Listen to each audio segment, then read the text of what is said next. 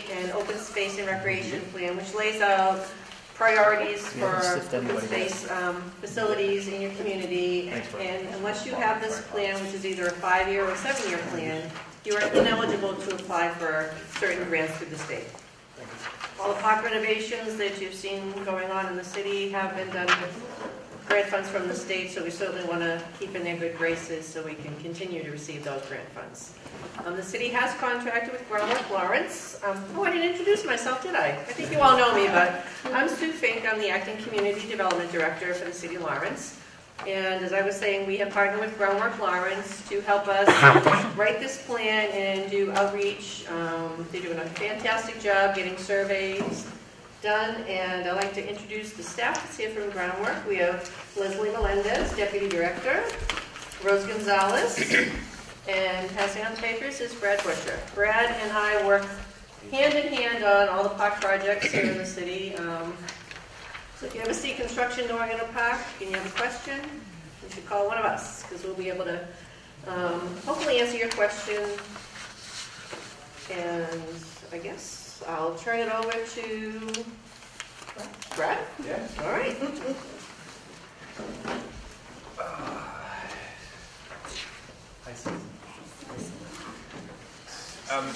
Maybe we should just go around the circle and introduce ourselves before we go too deep into the meeting. I'm Brad. I'm helping Sue and Leslie and Rose put the plan together. I'm Sue Fink from the City of Lawrence. I'm Nicole. I'm an AmeriCorps member at Groundwork Lawrence, and I help put some of this together. I'm Brian. I'm a resident of the South Common. I'm Jose Santana. I run the softball league during the week here at the Play State. I'm Jen Murphy. I live on Stanley Street across from the South Common. I'm Kayla Miller. And I'm Alicia Miller. I work with the City of Lawrence Mayor's Health Task Force. We're a mass emotion community, so that's where I come in this meeting. I'm Nelson Ortiz, Lawrence Recreation Department. Johnny Noel, Beyond Soccer, Lawrence Youth Soccer. Tim O'Connell, Lawrence Pop Warner, and South Lawrence East Little League. South Lawrence East Fields. Jorge Cruz from the Mayor's Office, also live on Tower Hill. Rose Gonzalez, Community Engagement Director at Groundwork Lawrence, and I live on the past the North Common neighborhood. I'm Susan Stott, and I'm with the Andover Village Improvement Society, and I've been working with a group of students to try to figure out if we can connect the trail along the Merrimack River from the community boating program to the Andover town line, so you can walk west from Buckley Transportation Center and end up in Lowell. Leslie Melendez, I'm the Deputy Director at Groundwork Lawrence and a resident of the Arlington neighborhood. And I live in the Mount Vernon neighborhood. There you go. I didn't realize we were supposed to say where we live. So, we have a couple components to this presentation. The first is an overview about what the plan is. The second is what has been done to date. So that's a look at the survey, the stakeholder interviews, and some fancy GIS mapping that we've been trying to do to help prioritize parks and inform the process. And then lastly, what I think is most important is having a discussion about two key components of the plan, the goals of the plan, and then the action items that are in the plan. So on page number 1, you'll see what the 8 goals are for that are in the current open space plan. During that plan, during this time period, we've completed 1, 2, 3, 4, 5, 6, 7, 8, 9, 10, 11, 12, 13, 14, 15, 16, 17, 18, at least 18 projects, probably a few more if you include things like the baseball diamonds. So the goals of the plan are really important because whenever the city goes to put together a proposal to the state for funding, you need to link the project to your plan's goals. So a lot of thought needs to go into these goals and crafting them so that you're competitive for the funding, but also that they're realistic and attainable. The other component of the plan is an action map. And so this map here that you see highlights what we've heard from the community thus far. So I can walk through some of these projects.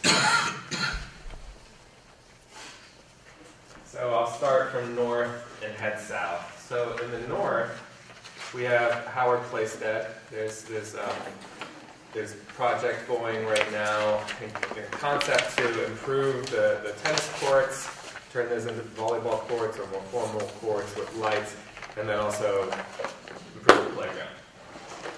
Hayden Schofield, we've heard a lot about that, and I think Leslie's going to touch on that. A lot of people use Hayden Schofield, that came up a lot. The O'Neill, field improvements to the soccer, field hockey field, and also baseball diamond. West Street Park, the city has an active project to renovate the playground. Actually, that'll be done by June. But there's also lots of improvements that are required at that facility because the soccer field gets a tremendous amount of use. That West Street Park, where Burgoyne Park abuts the rail corridor, so the city has implemented a planning process to look at turning this into a rail trail that links into the Methuen Rail Trail and take you up all the way beyond Rockingham Mall if you so desire to walk that far or bike that far. Pemberton Park. So Pemberton Park was highlighted during the urban renewal planning process. Significant community interest in turning this into a true concert venue similar to what they have at Lowell. I always forget. Boarding House Park. Boarding House Park. So a true concert venue down along the waterfront to actually realize what was intended for that park. Gagnon Park, there's the playground is being renovated. It's about 80% complete. We're just waiting for warmer weather to put in the rubber play surface. South Common, the city has a draft master plan that was completed last year, and that guided park application to the state to do improvements at the South Common, focusing on repaving the paths, and then also looking at it from a master plan level and all of the amenities that are there and trying to put up a phasing strategy to improve the amenities that are at the Common. And at South Lawrence East, this is, Tim highlighted that this is I highlighted, we drew around the pool, so this box is in the wrong spot, but there's long been a need or a desire to have a concession stand there with bathrooms for the leagues that use this amenity. Any questions there? So we'll get into this when we dive in a little bit further.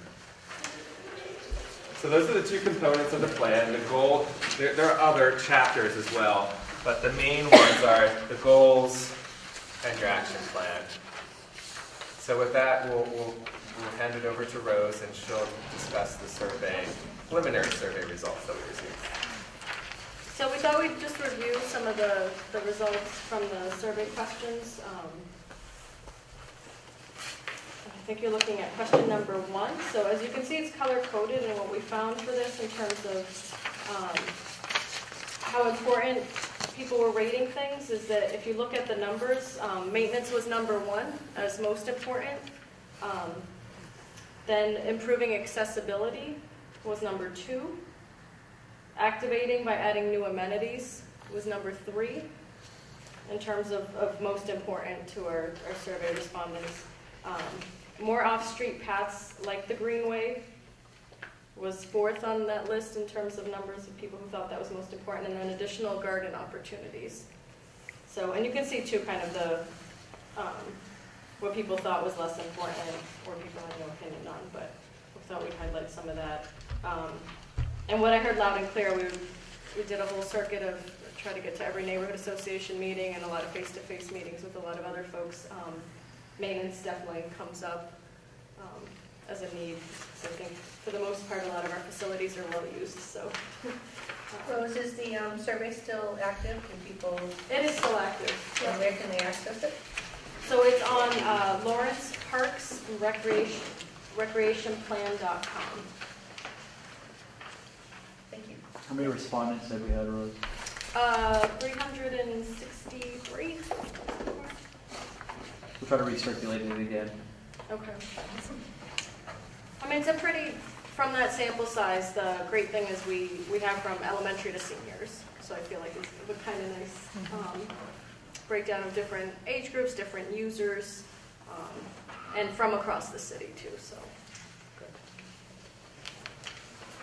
So in terms of question number 2, again, just in terms of where people really felt the priorities were for our spaces, as you can see, the top 3 are the cleaning and litter removal, which has the highest percentage in terms of what people thought were the priorities, lighting, and then security, with bathrooms right behind that. So, and you can see the others there too. Obviously, there was a long list that people could choose from, but what you're looking at in the graph is where most respondents agreed on the same one. So if we flip over to question 3. So what amenities, sports, or activities would you like to see added to Lawrence Park systems? And again, you can see with the graph bars where the taller ones are, again, indicating what most respondents indicated. So soccer coming in first for what people would like to see added to our Lawrence Park system, basketball, and then volleyball. I'm just going to jump in here. And so this was an open-ended question, and Nicole took all those words and tried to tally them and to figure out what the responses would be. So this was a fill in the blank, not leading anybody to check a box or anything. And volleyball is one thing that stands out as being, we don't have a lot of amenities for volleyball, so that was interesting. Soccer is no surprise.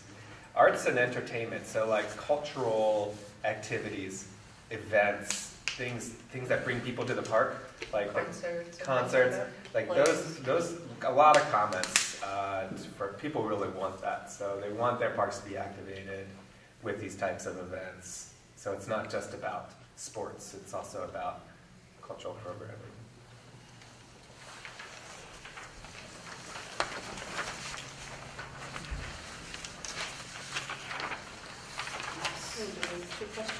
Yeah. I got confused too. Question 3 again, it's so important. We can jump to question 4. So here we did have a menu of options for people who filled out the survey to indicate what recreational activities their household was participating in. So as you can see, walking was actually the highest, which I think surprised me, but it's great to know, and I think probably relates to that question where people thought it would be great to have more off-street paths like the Greenway. So that kind of becomes a clear picture to me that if a lot of people are walking, they want more paths to walk on. I do know real quick, at my park, during baseball and football season, we have that walkway that goes on the outside of the park. Our parents are, while their kids are practicing, the parents are constantly walking around that. Yep.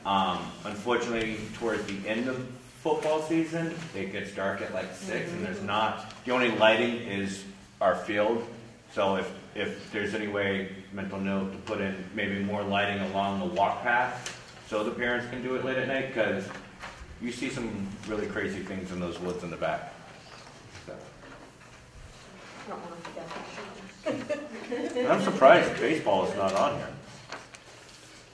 That's interesting. Maybe they just figured it was a given because we're a baseball town. Yeah.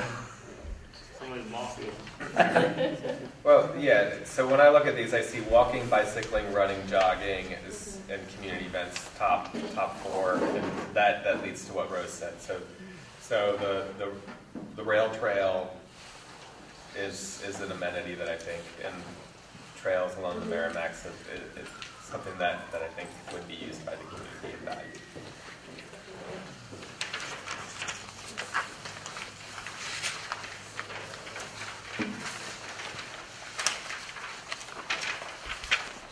Then question 8. So we asked people how satisfied they were with the parks and recreational facilities. we asked them by age group, so then people rated for every age group how they felt, how satisfied they were. And the trend that we found was that there appeared to be less satisfaction for senior citizens and then the handicap facilities, and then more satisfaction for the upper elementary, the grades 3 to 6. Did we skip questions 5, 6, and 7? Or?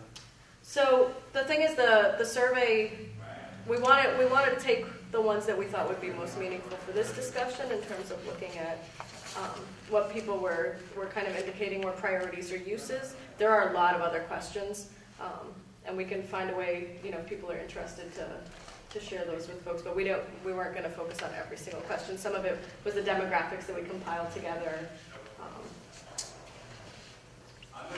And once all of it is compiled, we'll have it up on that website. Yeah, LawrenceParksandRecreationPlan.com. There's going to be a final meeting as well, a second meeting, so the full results will be You guys available. finished the survey. I'm assuming this is just preliminary? Yep. Is there preliminary?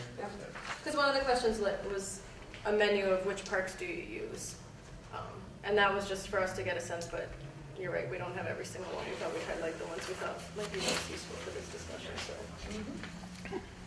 So do you have a cutoff date for the surveys? I'm sorry? Do you have a cutoff date in mind for the surveys? We were pushing to get as many as possible in before this meeting, so that we could have some preliminary results to build off of, but we can talk about what that might look like for, we want to make sure it's in advance enough of, certain stages of the actual plan. Okay. So we could look at that date, and if we're going to do another push, we'll come up with a date with the city that makes sense. Okay.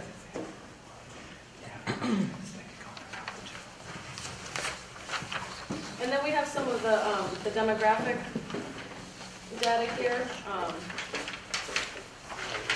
And I'm not sure which way it's opening up for you, but just to give you a sense, what we found was, I'm not sure which ones people are looking at right now, but in terms of number of children in the household, you'll see that people had, that these were mostly 1 to 2 children in the household in terms of the respondents that we got.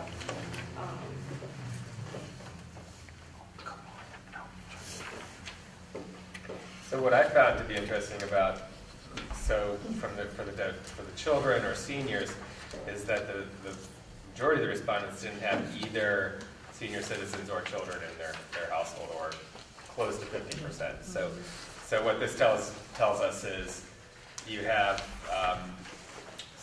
perhaps empty nesters responding to the survey. So this helps us understand who's responding to it and how who they are may guide the types of activities that they want. I also thought that over 29% of the survey respondents had lived in Lawrence for more than 20 years. And further, 23% had lived in Lawrence for more than 10 years. So we're getting the majority, a lot of the respondents have been in Lawrence for a long time. And, sorry? There was roughly 300 respondents. 360 something. 36. So, and then the neighborhoods are fairly well represented.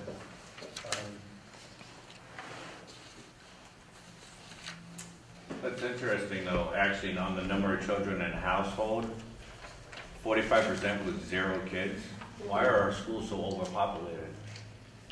If they're not that, of course, you Well, only and have this is a really 360 small sample people. size, right? Right, If you look at the right. population. So I'm just saying, that's what I'm bringing up. Yeah.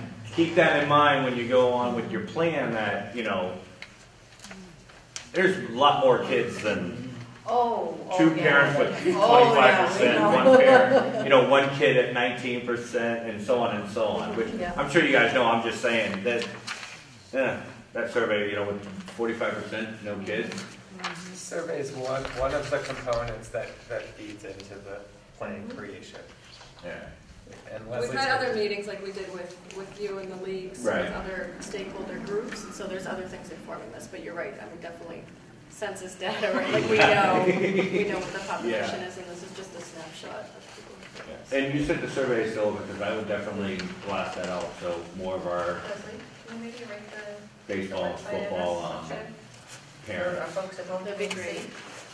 What is it again, Rose? Lawrence Parks Recreation Plan.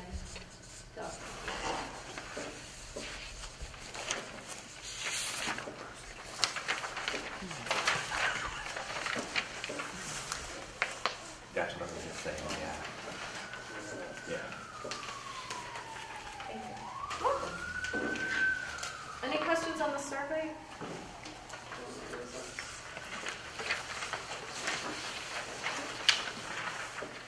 So as Rose and Brad have talked about on more than once this evening, we have been meeting with different stakeholders throughout the community, and also will continue to have some of those meetings. So we've met with some city councilors, we've met with the leagues, some of the city departments, and really trying to look at, from that side of the world, what folks are seeing and what they want to, how they want to see some of this stuff represented in the plan. So interestingly enough, most of the folks that we talked to, the two most popular parks in the city are the North Common and Hayden. And again, think about who we're talking to, right, and who's actually, answering some of these questions. We talked to a lot of things, but the North Common, just about everybody we talked to, that was the one. That's the park that everybody knows. And over a 5-year period, 3 phases of improvements done at the North Common, and that's how similarly we're going to be doing that, hopefully doing that same type of phasing over at the South Common. Some of the top barriers that people talked about was the time to actually get to some of our parks. Technology as one of the detriments of people getting out to the parks. Everybody's kind of, on their tablets, on their phones. And safety was another big one. When we talked to folks, the fact that they felt unsafe at some of the playgrounds and some of the parks, especially as, dust starts settling. Yeah. There's still activities going on in the fall. And some of the priorities are really mirrored what we've seen in the surveys, which were maintenance, activation, and better signage actually came up it rose kind of up to the top when we were having these stakeholder meetings. Maintenance is a big thing, and it's, we asked also the question, do you want new parks? Do you want us to focus on what we have, build new ones? And it was kind of a 50-50 split, where yes, they want new ones, but there's definitely that maintenance piece.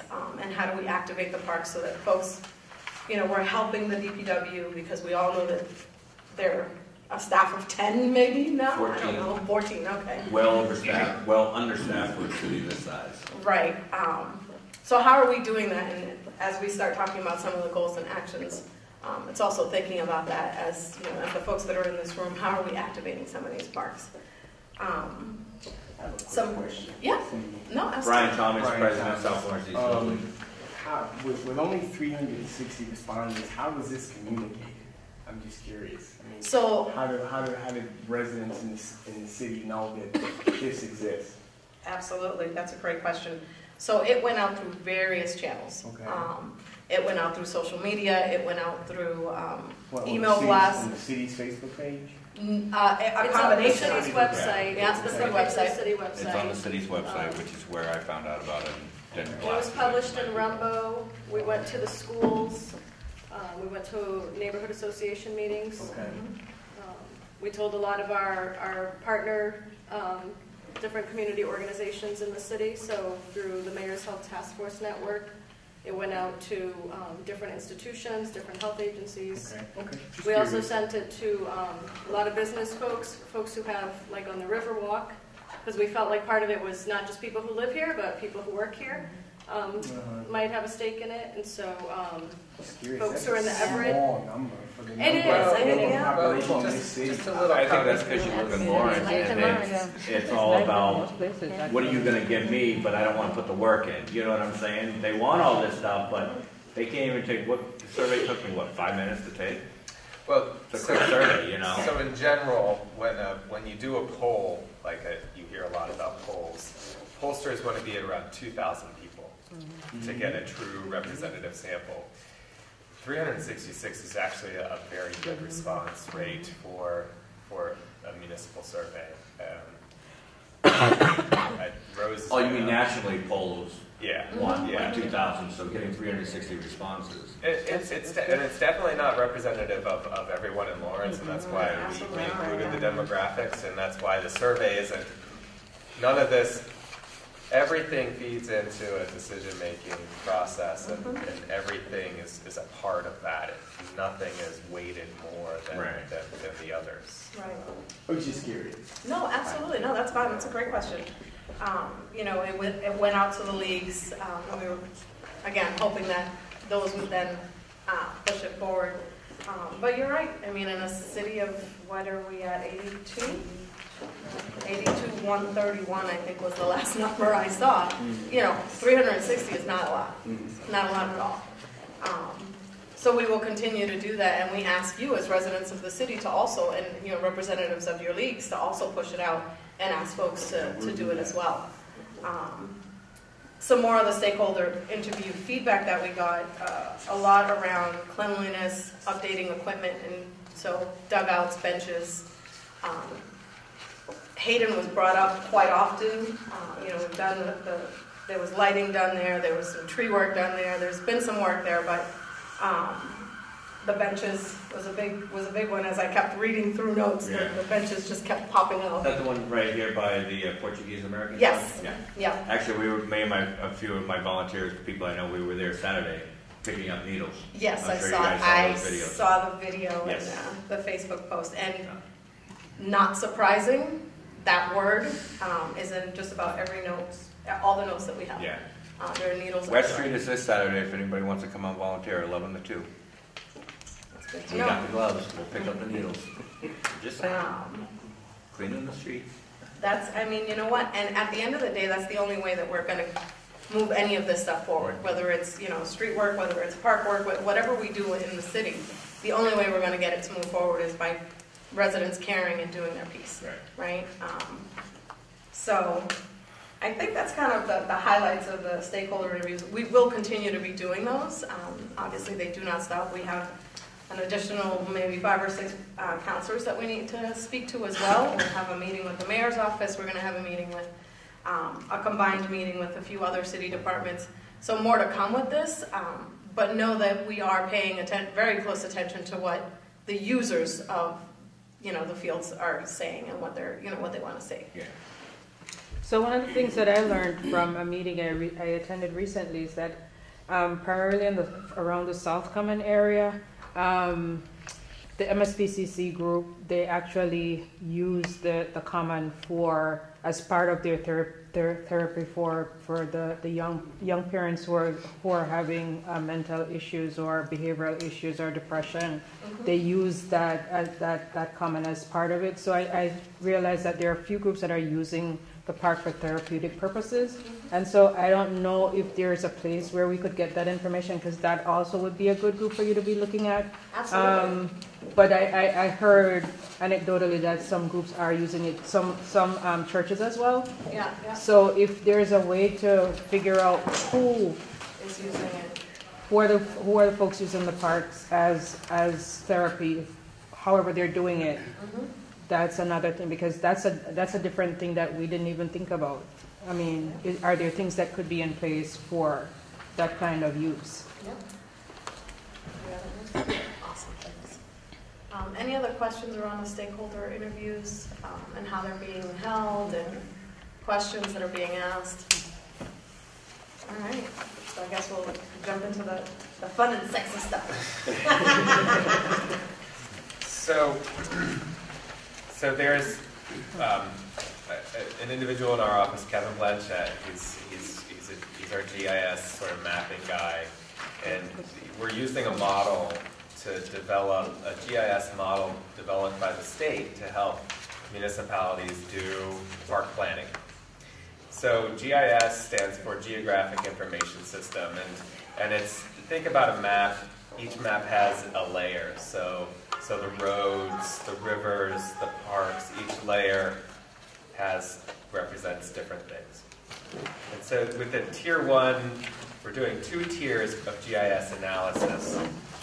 Tier 1 looks at 5 criteria, and within those criteria there's often individual spatial proxies or individual maps. And if you turn it over to this map,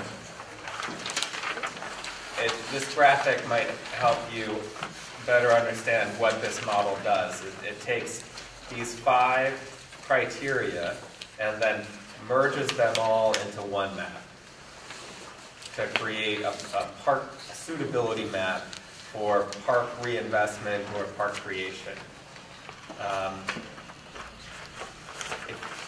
lot of you all probably remember when you were in school and your teacher had like the overhead projector, that thing, and the clear pages. So the way that they used to do this is take the clear pages and just stack them all on top of each other and then project them. So this is high-tech stuff, baby. So that said, what we're going to talk about tonight are the preliminary Tier 1 results, which is Kevin sitting at his desk doing mapping. But you all know that we can't get to that quality level of what's the quality of the parks. You know that maintenance is important. So the Tier 2 analysis will, do I have that in here? I have that in here for some reason. Yes. So the Tier 2 analysis will get into actually looking at individual, here it is. So we'll go out and we'll look at the conditions of all the parks, and then we'll score them, we'll rate them to create a level of service score for each park. That'll then feed into the mapping. So, but not all criteria should be weighted the same. Some should be weighted more by the values within the community. So that's one of the things that we're going to try to get to tonight when we walk through the Tier 1 analysis of understanding what does Lawrence value more than others. And hopefully as we walk through these maps, we'll be able to see what we're talking about. So, excuse me, the 5 maps that we have here that are merged into this model. So number 1 are the draft open space priorities. Number 2 is the priority development areas within the city. Number 3 is social and racial justice. So this map ranks, not rates, but it is a conglomeration of 5 spatial proxies. So income, percentage of minority population, English language isolation, educational attainment, and housing density. So wherever you see red, these populations are located in those geographic areas. Wherever you see green, it's less likely that these areas of low income, high minority population, high English language isolation, educational attainment, and whatnot. Does everybody understand that? Okay. That one. Historic and conservation. So this gets into the scenic qualities of preserving places that people think are beautiful. So things like the reservoir up on Tower Hill. People really like the reservoir up on Tower Hill. The Mill District, Essex Street. Believe it or not, Lawrence has a lot of historic districts. But there's also things like rivers. People like water. Water is very soothing. Developers like water because it's people like to live there. They like to work next to it. Lawrence has 3 rivers, so valuing that attribute. Impervious surface. So we used impervious surface to try to rank where the trees are. So if an area with low trees, with high pavement areas, got a lower score. The areas with a higher tree canopy got a higher score. Wetlands, we really don't have that many wetlands, but they are along the Shawsheen. NHESPs.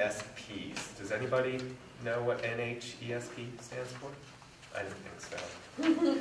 Natural Heritage and Endangered Species Program, priority habitat. So believe it or not, Lawrence does have priority habitat for rare and endangered species. It's the Merrimack and the Shawsheen. The actual Shawsheen River Basin is a priority habitat for river floodplain, river bottom floodplain, forest. So you kind of get the picture. This one merges these all together. I have noticed real quick, Brad, sorry to interrupt, but over in the South Northeast area, the Shawsheen Park area, that's actually heavily dense in trees. Although it doesn't show it, but like you said, the school foundation's a little higher, so the trees are almost level with the building. So that's probably why it's showing that. But behind those baseball fields is all wooded area. Right, exactly. So recreational accessibility. So this map merges three attributes. The first two are populations where people are 65 years or older. The second is 18 years or older, and then it draws under 18. Sorry. And so we're focusing on these populations because they don't have cars, they don't have mobility, they rely on their feet to their bikes. So we want parks to be closer to where the kids are and where the older people are. And so it also has on it a buffer zone around each park, which is a distance of 1/8 of a mile, 1/4 of a mile, 1/2 a mile, and 3/4 of a mile. And so what you see here is where there are red and oranges and yellows, it means that those target populations or those geographic areas are actually further away from parks. Low accessibility to parks. So when you look at this map, you can see people around the North Common, Cronin Park, Stevens Pond, Tower Hill. Which ones is it? Got the Frost? Down near the Frost. They're close to parks. They're doing good, but there are other areas in the city where they don't have high accessibility. So you merge all these together, and there's two maps that we have. The one is with the local park priority areas and the priority development areas, and then the other one is without, and with those priority areas. And when we first showed this to Sue wanted to make sure that the model wasn't skewing the results, sort of fixing the game to make it show that these priorities that we've talked about and mapped are coming up to the top, because we wanted to see see if the model could stand on its own. And Can I interrupt one more time? Yeah. I noticed on a lot of these maps, again, my area is not highlighted. It's on your map up there, but it's not on these papers. And also on the last one where it says, priority development areas. That's open space and rec, right?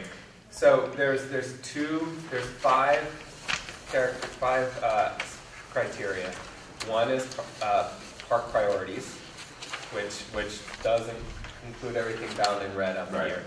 The second is priority development areas, and that's things like the Mill District in downtown or the urban renewal area is one area. The reason why I'm asking is I noticed you have both of the movie theater buildings in bright red. And those are, since those are very easily developable areas, they are priorities for the city for redevelopment. Sorry to keep it. No, that's fine.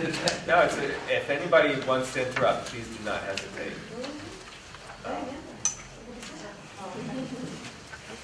So basically what you see here is where it's red or orange or yellow, the model saying this is based on the criteria, it could be prioritized for park reinvestment or new parks. So when I look at this map, both of these maps, the areas that kind of pop out to me is let's look at the one without the development areas. So the Water Street corridor and down near Hancock, the Hancock projects pops out as a priority. Tower Hill is another one. up around Stevens Pond. And then that area just south of Andover Street, down in here, where there's really a gap in park accessibility. Does anybody have any questions before I... Which about Andover Street? Well, around Andover Street, so Andover, south of Andover Street and west of Broadway, you have a district within the city where there's few parks. Yeah. So this is, the tracks are just north of it, so you're not even closer to the Weatherby. You really have to go down to like the Frost, right, to get to some sort of open space. Mm-hmm. So anyway, so this is just one piece that can help us inform the park planning process. But remember when I was talking about weighting and how you want to make sure that these criteria are weighted to the community's what the community wants. So are there any of these 5 assessment criteria that you think should be weighted higher in the model or lower in the model? So for example, if right now what you see is each one of these 5 criteria is weighted at 20%, in the map with all 5 maps. And where we have 3 maps, they're rated at 33% each. But you could jack one up if you want one that's of more value to you. So for example, historic or conservation may be your thing, and you think it's really important. Or you could say, no, we're a city, we're densely populated, and historic and conservation should be lower. And what's important are the priorities that we have. We should increase those. Does that make sense? Mm-hmm. Any thoughts on that? Well, for us, we would obviously go with 1 and 5 park projects, and then which you all know my plight on that. And then recreational accessibility, with like the youth population, mainly the youth. I go with that because I mean, if you look at census data, we're still the youngest city in the state, and so with a population of 23% being 18 and younger, and with the increase in sporting activities and population size and not enough space for kids to be running around, I would definitely go with 5 as being a higher priority, and 1, because that you could tie both into each other. So I'd give that a little more weighting than even historic and conservation. I mean, I think everyone pretty much knows that Lawrence is historic. We date back many, many years. You know, just like having the largest working clock tower in the world. You know what I mean? So a lot of people know where we are in historic. Some preservation of some of it would be nice, but I mean, this is 2017, you know, and I think, like we were saying, dealing with the youth, getting them active in sports, so they have a place to go, parks to go to, more programs to, or actually just get the word out about more programs that are out there for them. You know, as my motto always says, I'd rather see a kid on the field of dreams than on the streets of horrors. You know, so the longer we have them in the parks, the more active they are. Hopefully, the less likely they are to gear towards violence or hanging with the wrong crowd. You know, yeah. Like I hate it when I drive home after coaching kids a baseball game or a football game, and I literally live 3 minutes from my park, and I'll see kids in shorts hanging on the steps. Like, what are you guys up to? Why aren't you all down the field? You know what I mean? So make it more accessible for them, give them more options. Even, you know, like we said, with the youth population and definitely the park project. But if I might ask a question, Brad, yeah. How much weight is given to historic and conservation when you're looking at funding? Because that probably will play. I don't know how much it plays, how much more of a role it plays than, let's say, for example, environmental justice, when you're looking for funding environmental justice. I know is up there, is right? Much higher. Okay. It's much higher. Okay. The GIS mapping is sort of there are a lot of, it was first used for natural resources mapping, so there's a lot of data out there that's available for this type of criteria. No, but I know that there are things that if you're not a grant writer or if you're not in that world, you tend not to think about. And so we can always say, okay, we want this, but if we're thinking of going after funding and there are things that we should be thinking about, we want to be able to consider that while we're waiting these things as well. But if you're writing a grant for like the Shawsheen corridor, you could also say that it has these natural attributes. Okay. And conservation-oriented attributes. Okay. Yeah, and that adds to the story.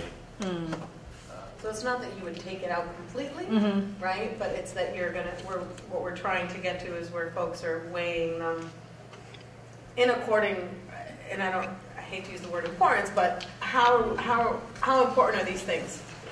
And although historical conservation is very important to us, having access for kids is more important, right? So it's not going to, I mean, we don't have to, we can keep them all at 20%, but it would be better if we kind of made So let's go through them one by one. How do you feel about local open space priorities, that criteria? Should that be higher or lower? Higher. Higher? Everybody thinks that is dealing with park improvement, adding amenities that they need. That is DPW, that is the leagues, that's the residents all saying, yeah, we like that. Okay. Priority development areas. What does that mean? The theory here, the rationale behind this one is, as new development comes in, you need to provide parks and amenities for those residents, that they kind of go hand in hand. And not just the residents, it's not just about housing, it's also about economic development. Because I don't know about you folks, but I like to go outside during my lunch break. So if I'm working in a mill, I like to be able to walk to a park and maybe have lunch at the park or take a walk around the park. Yeah, a good example of that is New Balance. A lot of their associates run at lunchtime, and they've often said, could we get a path on the Merrimack River? Yeah, so that we can run by past Sal's and then down Merrimack Street, and that would be like a mile-long loop. Is that a requirement to work for a shoe company? To run Actually, if you run under a 5-minute mile, you get bumped up to the next pay grade. Yeah. I have a question. I'm sorry I came a little late, but there is a Prosper Hill. We don't have a lot of parks out there. And there is a land down in back of the Partu School that is empty. Do you want to show us on the map? It's all the way to the end of Partu School. The Tomborello side? Yeah, Tomborello Park. Okay. Yeah. Right here? Yes. What is the planning around there? Because we don't have parks around there. Well, we have one. No. We have one, but we don't have a lot of parks. I know they want them. I'll field that question. We don't even have a baseball field on Prosper Hill that the kids could go play soccer or baseball. Go ahead. So the Tomborello site is a major brownfield site.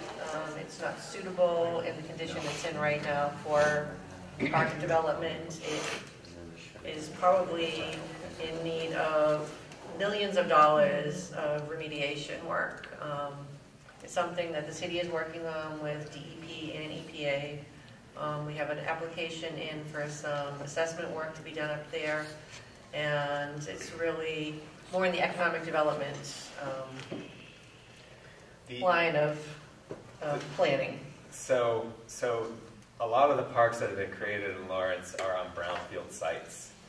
The Tomborello site is quite exceptional because of the high level of PCDs on the site. And what happened was the previous owner had a lot of stuff, and they just bulldozed that stuff all over the site. So it spread that contamination all over it. So in the brownfield planning process is they come up with alternatives. And the alternatives often dictate that they have a cost, and then those alternatives dictate the end use for the site. So to clean it up, to do like a big football field would be, I think it was something like, it was tens of millions of dollars. It was very, very expensive to clean it up to the park standard, which is really high. So then you start looking at alternative measures for capping. Or you try to find a spot where you could actually do, where the contamination isn't so hot, perhaps closer to Marston Street, where you don't have higher levels of PCBs. But this is all part of the planning process the city is undertaking. Is the owner still alive? Can we go after him for some of the costs? City took the property for back taxes.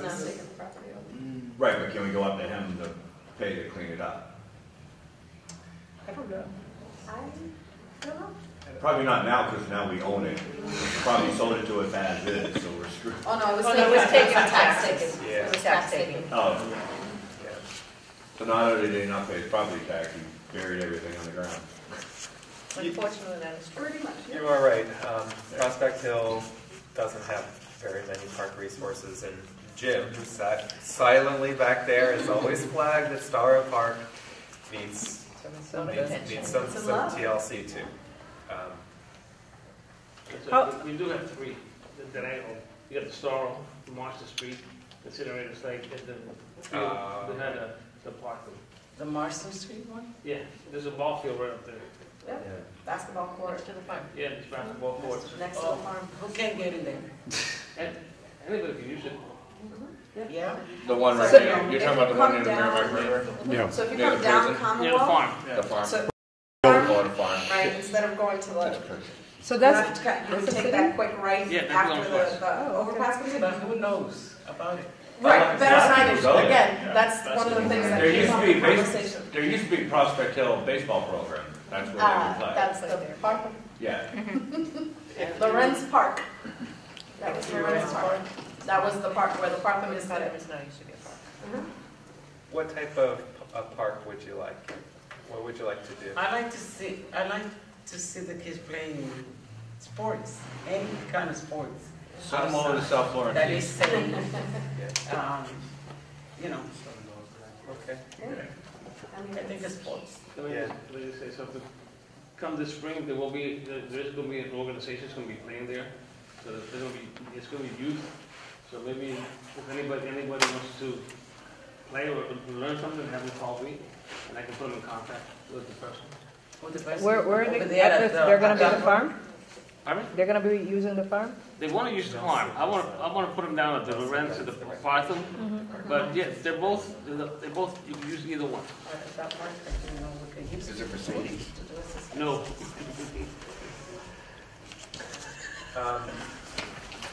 Jumping back. Social, racial / environmental justice. How do we feel about that in terms of weighting? So. I will throw a caveat in here that when we're looking at grants and we're looking at funding, Yeah. that's a big one. That definitely is up there, just from the work that we do. Because again, if you look at population density, if you look at where low-income residents are living, there's pretty much not much open spaces around. They're all triple-decker or multi-family. So you have to prioritize those areas, because where they're single families, there's more space. So it's general agreement with that statement. Okay. I think that's going up. Historic and conservation. How much weighting should that get in the model? Should it be the higher than 20% or lower than 20%? Lower. Lower. I mean, how many flood zones do we? One example, flood zones.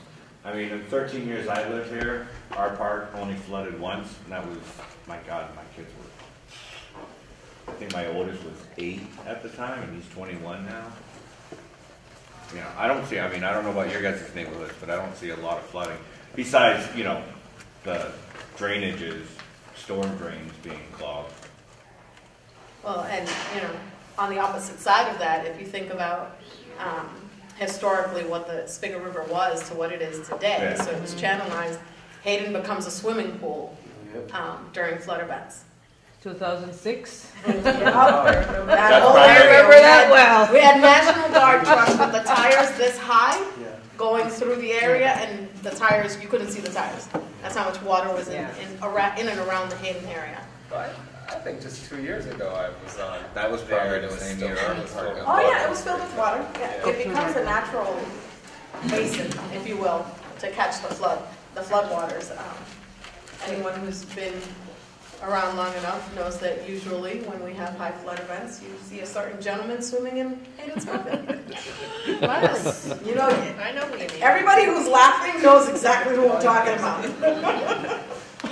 But yeah, so in some areas you don't see that there isn't that happening, but then in other areas around the Spigot, there's, you know, the flood levels are ridiculous when we have large events, even when they're not so large. We can blame Methuen for not draining it in time. You know, they control the dam. I just wonder in terms, because you've done wonderful work with the Spigot River and taking advantage of that. I don't know if that sort of qualifies as conservation and taking advantage of a natural amenity. And you have the Merrimack and you have the Shawsheen. So I wouldn't sort of downgrade the conservation too much, because I think you've got some real opportunities and amenities that would serve people very well compared to what they're doing today. You've demonstrated that at the Spigot River. So we wouldn't get rid of it completely, obviously, because it is a criteria, but I think it, you know, on the grand scheme of things, it's one of the lower. Is that the consensus? That it is a priority, but it's also one of the lower priorities of the 5. So you would weigh it a little bit lower. I have a question. Do you have enough? I assume the answer is no, but you know, in terms of the numbers of playing fields for all the kids and teams that want to play? What? No. I don't think we answered that. Let's hold that. Let's hold that question. Hold that right now. We'll get to that. That's where we're going next. So just to close out this piece, and thank you very much for your patience with this, but the last one, recreational accessibility, I think what I hear is people feel that that's important. Yeah.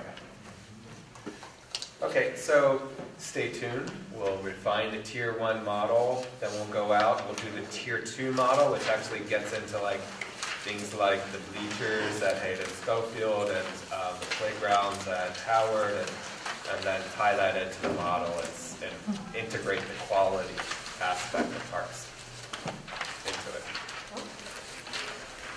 Do you want me to jump in, or do you want to jump in? You can start, right? All right. Where you need. I will ask for a scribe, though, if anyone wants to volunteer to scribe. So this is the piece where we all talk about either it can be you can talk about goals, we could just talk about projects, and from what we hear from those projects, we can distill common themes to form our goals. So this is an open forum. I also want to introduce Carlos Jaquez, the director of the Department of Public Works, who just joined us for this meeting as well. So does everybody understand what this next step is? So just to kind of take a step back for a second, on the last page of your PowerPoint is what the goals were for the 2009 plan. And as we talk about what are the priorities and what the projects and whatnot, just keep these in mind. And how do we refine these for this? Because we do need to do goals for this next plan. So use these as a guide, if you will, as we're talking about projects and what's going on, what's going to happen next. Anybody other than Tim want to jump in? Well, that's fine, because when I was at the meeting, I was the only one who showed up. I got my 2 guns here, so can I go have some cookies? You can Absolutely, that's some cookies. No problem. There's some munchkins there too, I think. All right. Water and coffee. Oh, come on, don't be shy. All right, so I'll throw a teaser out there so people can start thinking. So one of the conversations that we've had very early on was West Street, right? And although it has been, we are doing some improvements at West Street. The playground is getting redone. It's going to be a beautiful amenity. The work along the rail trail is going to start happening as well. There's the cleanups that we do regularly, but the field itself, that's where we've heard from the folks that use it. And we're talking about anywhere between 300 and 500 folks on the weekends using that field to play soccer. How do we fix that? That's one of the priorities that I've heard as we're out there talking to folks, is that they want an actual field. So, but there's also a baseball field on there, right? So how do we weigh out what's the, because one isn't more important than the other because they're both so widely used. So how do we figure out a way to make them both happy in a way that, obviously we don't have an unlimited amount of money, right? But I would think that that is a high priority, just from the conversations that we've had with folks. So thinking about things like that. So I'm going to take off my city hat and I'm going to put my parent hat on because I'm a soccer mom. Yes. And so where's the nearest baseball diamond from Westfield? West Street? West Street. Kennedy? Kennedy's the nearest? There is a baseball diamond. There is a diamond on the field.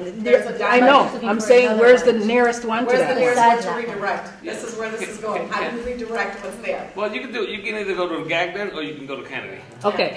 So then, since we only have one soccer field, and that's the Cane, can I push for a soccer field at West Street? Only because We actually have 3 soccer fields. Where? We Is the have other the one? Cane, we have the O'Neill, and we have West Street.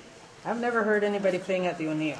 Yes, there's Beyond Soccer plays there. Not in 2 years they haven't played there. And then we have a men's league that plays there on Sundays. I didn't know that. Library in the final will be closing in 20 minutes at 8 o'clock. If any patron has materials to check out, please bring them to the main desk at this time. Thank you. You mean we have to go? In case this gets long-winded. Library's closed. Yeah, we gotta go.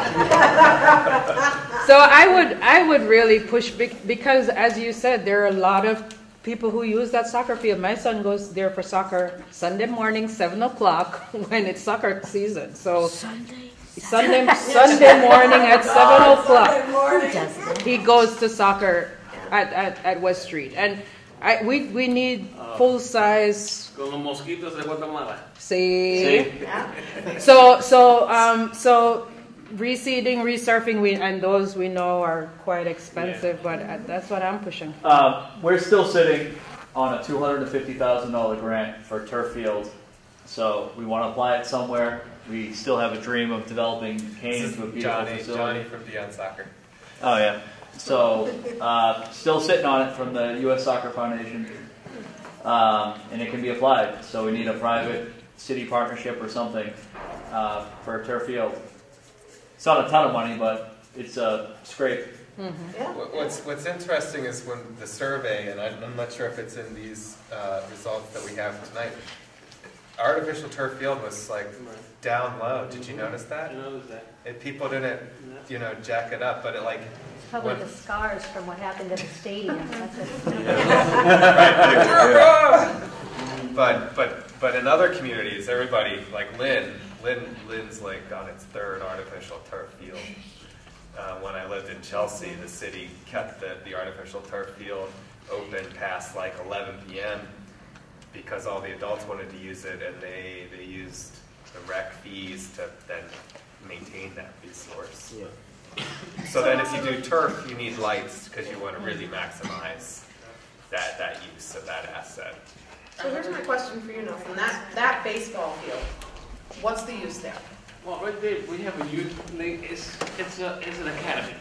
Okay. It's called Play Hard, and they're youth kids because you can't put 13-year-olds there because then they'll be hitting into the house. So it's really youth league. They're there Monday through Saturday, and then when they're not there, then the adults are playing soccer during the week. Right. But Bell City County also uses it. Okay. For baseball. For soccer and baseball. So if there could be a way to redirect those two programs. Because our soccer players are tripping over the baseball mound. That's soccer. It's an idea, That's right? good, that's a good idea. Yeah. Yeah, it's just a portion of the infield is where they run Mhm. on it. They don't trip over the back. It could coexist. It's just, it would have Oh, to. no, we've I'm been not out there. sure they could Yeah, coexist. no. Not for full size. No. Not for size, like No. yeah. It couldn't. I mean, that's my personal opinion, but. It could. I have a question. The Brook Park, the part that is on the brook, Escarito, I think it is. Escarito Park, yeah. That park is so dark and it's so, it's like so isolated from this 3B, and people don't use them as much because it's too dark. I think it needs a lot of light. More lighting. And I remember cleaning that park with some students from Norris High. It needs to be cleaned like constantly. And they don't have a neighborhood association where somebody can take ownership of the park. But I think it's a waste of land that is there and people don't use it. And I think it should be more light and engage people around there. You know, they have to take responsibility. I agree. I remember when we did Escarito many, many moons ago. That the was design- Leslie and my first park right. project together. The design for that happened in someone's living room. Like, we would use someone's living room to host meetings to do that. And it was a very engaged community at the time. But it's also filled with three-deckers and people move out.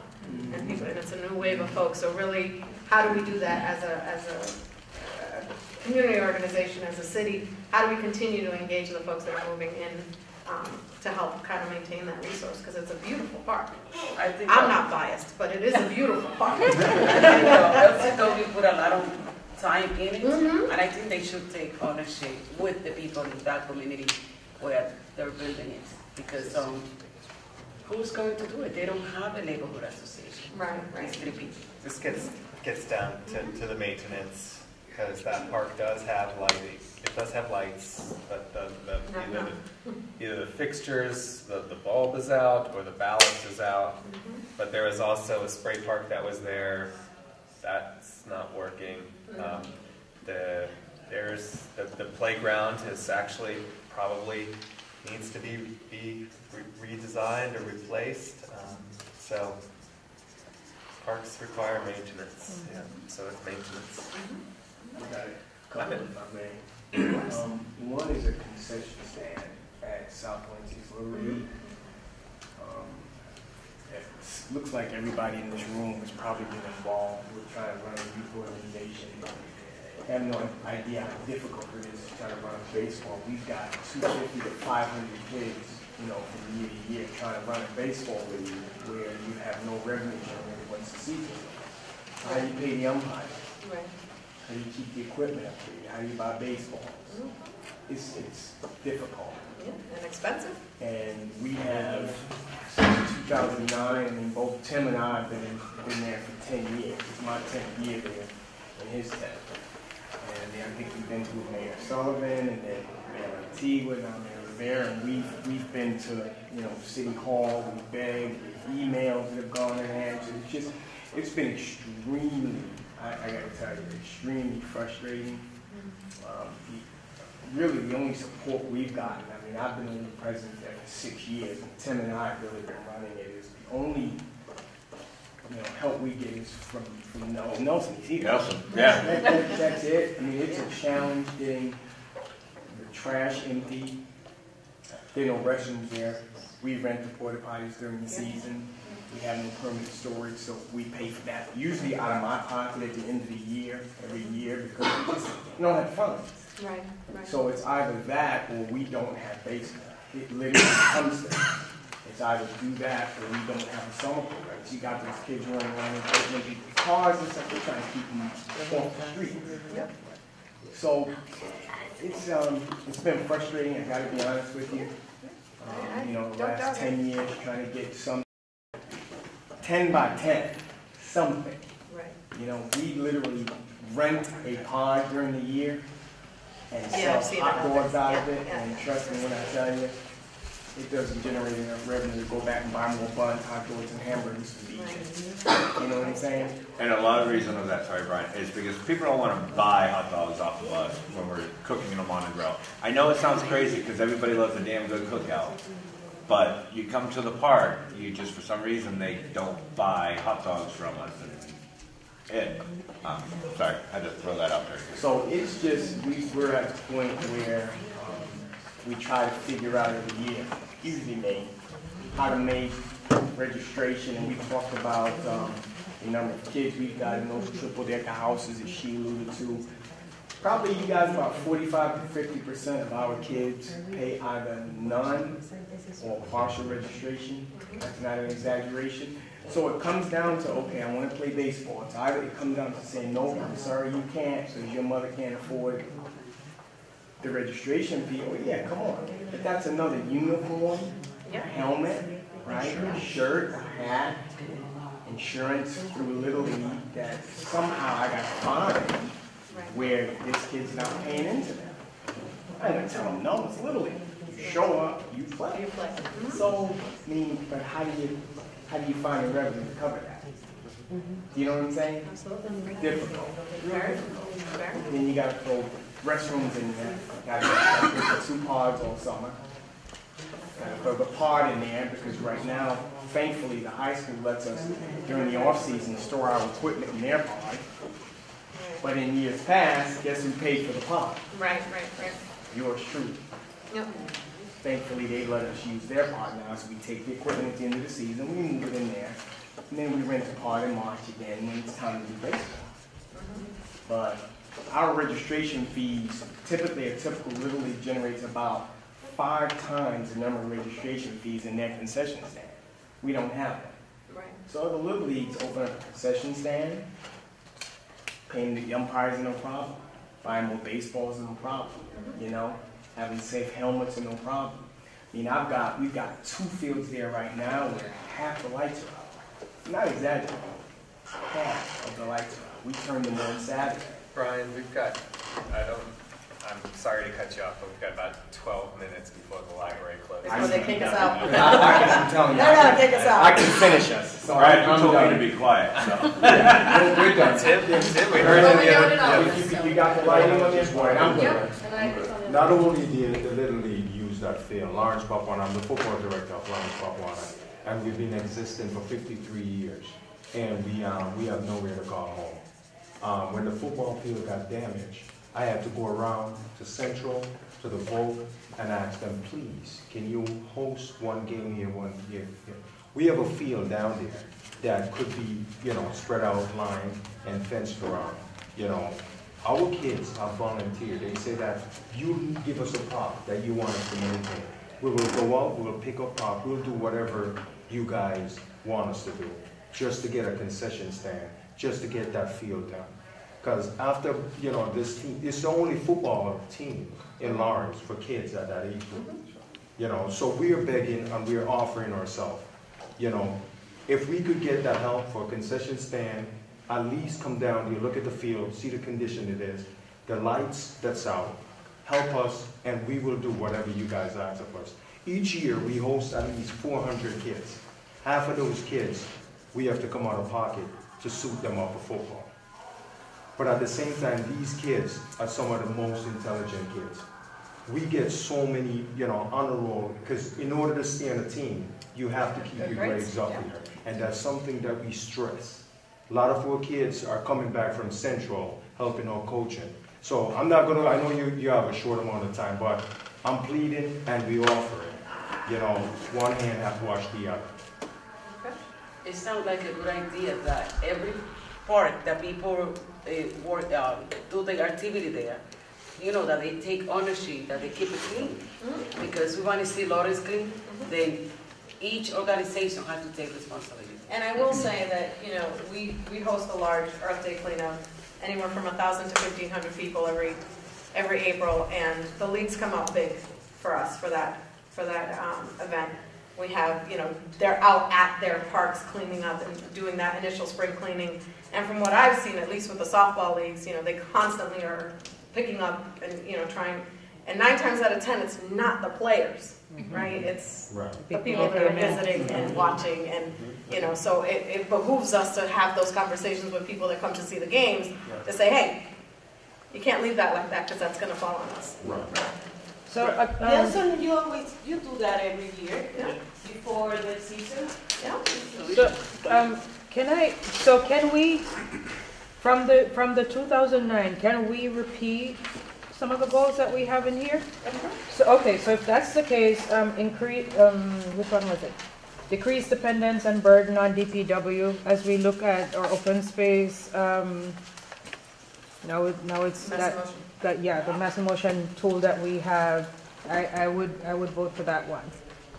Say again, which one it was? Was it Goal number 3, decrease dependence and burden on DPW. To decrease the burden.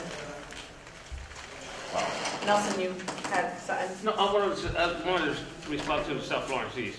Last year, we did replace the bulbs. There was 45 that we replaced. The balances are gone, and they were eaten by squirrels, rats, whatever. So I'm going to be sitting with Carlos, and we're going to, hopefully we can get that company back in and finish them up. We have to. Field 3 won't be playable this year. It's 2 banks of lights out there. Which one's? Softball field. Oh, the softball Closest to field. the school. Yeah. At the Reservoir Park too, there, I believe, not at the track area, right below that, there's a volleyball court, like a makeshift volleyball court. The tennis courts. Yep. Right off of Reservoir Court. Where the next one is a tennis court, and then one of them they refurbished it and used it as a volleyball court. Which, if there was some attention to that, it'd be really helpful. Well, what we want to do there is, the one is volleyball, they want to make the other one volleyball also. Take tennis, because Central Catholic doesn't use it no more. So they want to just make volleyball there. And the tennis is moved over to Riverside or where the high school is as well, right? Yeah, Sullivan Park. Yeah. Can we also repeat goal 6? Goal 6? Yes. That's an easy one. Goal 3, Nelson, you know I take care of that for you. I only call you guys to pick up the trash. That's all I need you to do. I mow the grass, I clean it up. I just need you to come pick the trash up. You know? So. Is there any, are there any final comments, like pressing final comments that you want us to capture? This is not the last meeting. This is not your last opportunity to give us feedback. You know, you can reach out to Rose, myself, Brad, or Sue, Nelson. You can email us, you can call us. Yeah. I'm going to sign in sheet. You asked for our email address. Will Yes. that put us on an email on a... For our next, for our next meeting, when we send out survey results, we'll definitely make sure that they go out to Yeah, group email thing for... Yep. Okay. Yeah, we'll make sure you did sign it on the way in. Yeah. Did you sign the sign-in sheet, please? Is there a way to get like a watering system at the O'Neill or at the West, where a lot of the time people are playing there, it's a dust bowl, especially with the little kids running around? I'll let Sue answer that one. Why don't we do I'm pretty sure like Carlos answered. I think I should let Carlos answer that then. Is that O'Neill, on which one? O'Neill and West Street. O'Neill does have irrigation. There's still a dust bowl there. You mean the baseball? The Or soccer. the soccer? Yeah, because I've helped coach at Beyond Soccer, and the kids would just be running around. They'll have a blast, but they're also breathing in and all that dust. Attention please, the library will be closing in 5 minutes. May all patrons please begin to leave the building. Thank you and have a good night. The challenge is we only have 3 fields, and they are used very, very intensively. You know, and part of the reason why Beyond Soccer grew so much is because, you know, there's a huge demand, but there's not enough fields to meet that demand. And the fields get destroyed. That's why we Right, and need there's no rest somebody needs to be turfed. Yeah, and there's no resting in the fields. Yeah. On the, sorry. I was just thinking, you guys are always talking about these parks. You said this was ideal for like concert venues. That's what came out of the urban renewal. That's what came out of the urban renewal plan, yeah. How about like, I mean, that's a big enough area. How about soccer field? So it is owned. Do you know what I'm saying? Let's take a step back. It is owned by the state. Okay. So that's the other piece. Okay. And we own the parking lot. So the city, I'm sorry, we own the, we're all the city. Oh, well, let's dig it up and plan a I soccer thought field. part of the plan was the park was supposed to be where the parking lot is. Isn't that part of the urban? So part of the urban renewal plan is to actually take the park itself and activate it in a way. So some ideas that have come up are to extend it, less parking, more park, adding, you know, a hat shop to do some concerts. So there are different things that are coming up in that conversation. That is a long-term plan with that, you know, also has funding limitations to it as well. But it's not, I don't think it's the ideal space for. Well, I any think type you of need to migration. activate that space. Yeah. I think Right. people need a reason to go down there, and I think we all can But if you see. can maintain some cultural something in the city, you can't, I mean, as my kids have been in South Lawrence East, beyond soccer, you need that. But you need to have grown-ups coming in from other communities. We need to raise what people think of Lawrence instead of, ugh, you live in Lawrence. So I went to a concert down there. I can't believe what you've done with the place. It's fabulous. Yeah, we have to do that too, because that affects the children. If people go out and they say you live in Lawrence, everybody looks at them like they're crap.